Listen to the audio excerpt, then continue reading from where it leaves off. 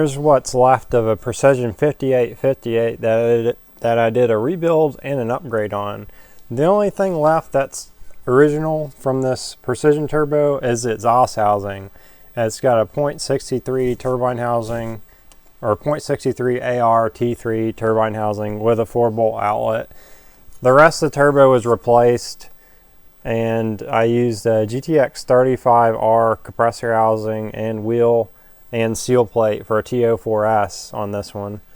Then I built a new cartridge for it, and the specs on this, so it's got a 62.45 millimeter turbine, and the inducer is 68 millimeter.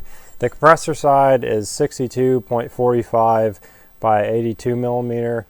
So this turbo is rated around 700 horsepower with the .63 turbine housing. It's not going to quite make that. It'll still be over the 600 horsepower range with this turbine housing. Here's a look at this, or what's left of this Precision 5858 turbo.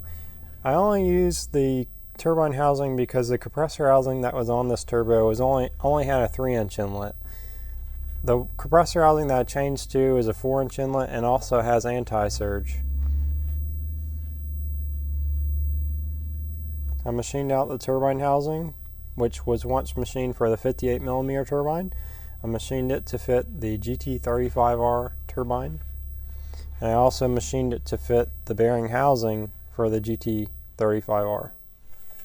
The seal plate, I machined that for an O-ring so it would seal up against this TO4S compressor housing, which did not come with an O-ring from factory.